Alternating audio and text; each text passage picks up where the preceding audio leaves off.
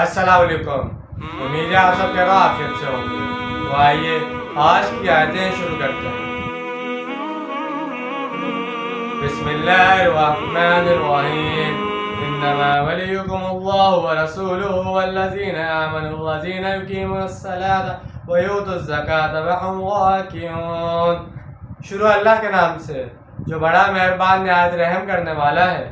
تمہارے ولی تو اصل میں بس اللہ اور اس کا رسول صلی اللہ علیہ وسلم اور اہل ایمان ہیں، جو نماز قائم رکھتے ہیں اور زکوٰۃ دیتے ہیں جھک کر۔ تمہارے دوست پس پناہ حمایتی اور رازدار تو بس اللہ اور اس کے رسول صلی اللہ علیہ وسلم اور اہل ایمان ہیں، اور یہ اہل ایمان بھی پیدائشی اور قانونی مسلمان نہیں، بلکہ یہاں وہم راکعون کا مطلب وہ رکوع کرتے ہیں صحیح نہیں ہے۔ یہ در حقیقت زکوٰۃ دینے کی کیفیت ہے کہ وہ زکوٰۃ ادا کرتے ہیں۔ ہم سورہ بقرہ میں پڑھ آئے ہیں کہ سب سے بڑھ کر انفاق فی سبیل اللہ کے مستحق کون لوگ ہیں، جو اللہ کے دین کے لیے ہم وقت اور ہم تن مصروف ہیں، اور ان کے پاس اپنی معاشی جدوجہد کے لیے وقت نہیں ہے، لیکن وہ فقیر تو نہیں کہ آپ سے جھک کر مانگے۔ یہ تو آپ کو جھک کر فروتنی کرتے ہوئے ان کی مدد کرنا ہوگی۔ آپ انہیں دیں اور وہ قبول کر لیں تو آپ کو ان کا ممنون احسان ہونا چاہیے۔ وَمَن يَتَوَلَّ اللَّهَ وَرَسُولَهُ وَالَّذِينَ آمَنُوا فَإِنَّ حِزْبَ اللَّهِ هُمُ الْغَالِبُونَ۔ اور جو کوئی دوستی قائم کرے گا اللہ، اس کے رسول صلی اللہ علیہ وسلم اور ایمان والوں کے ساتھ، بس سن لو کہ حزب اللہ ہی غالب رہنے والا ہے۔ یوں سمجھ لے کہ یہاں یہ فقرہ معذوف ہے تو وہ شامل ہو جائے گا حزب اللہ کی پارٹی میں۔ یہ شرائط پہلے پوری کی جائیں، ان تمام معیارات پر پورا اترا جائے، اللہ تعالیٰ کے وعدے پر ایمان رکھا جائے، تو پھر یقیناً حزب اللہ ہی غالب رہے گا۔ یا ایھا الذین آمنوا لا تتخذوا الذین اتخذوا دینکم ہزوا ولعبا من الذین اوتوا الکتاب من قبلکم والکفار اولیاء واتقوا اللہ ان کنتم مؤمنین۔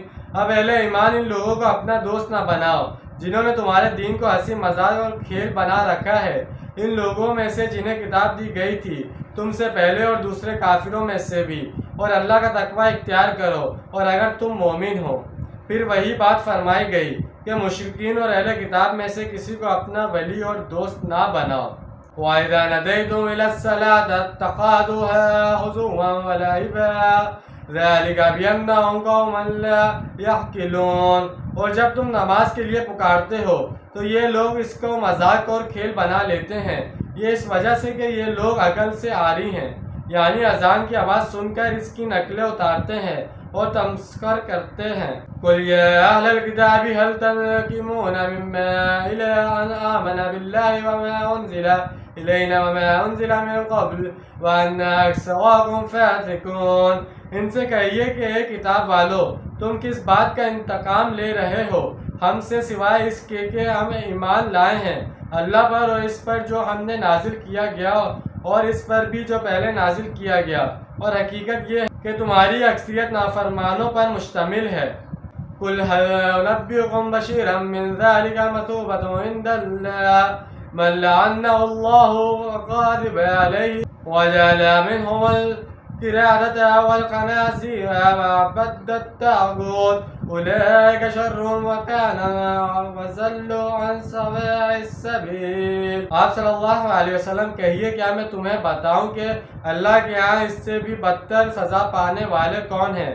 وہ لوگ ہیں جن پر اللہ نے لعنت کی اور جن پر وہ غضب ناک ہوا، اور جن میں سے اس نے بندر اور خنزیر بنا دیے، اور جنہوں نے شیطان کی بندگی کی، یہ سب کے سب بہت برے مقام میں ہیں اور بہت زیادہ بھٹکے ہوئے ہیں سیدھے راستے سے۔ تو جیسے کہ آج ہم نے چند آیتوں کا ترجمہ اور تفسیر بیان کی ہے، امید ہے آپ کو سمجھ میں آئے گا، پسند آئے گا۔ ملتے ہیں اگلی ویڈیو میں، اپنا ڈھیر سارا خیال رکھیے گا اور اپنوں سے زیادہ دوسروں کا خیال رکھیے گا۔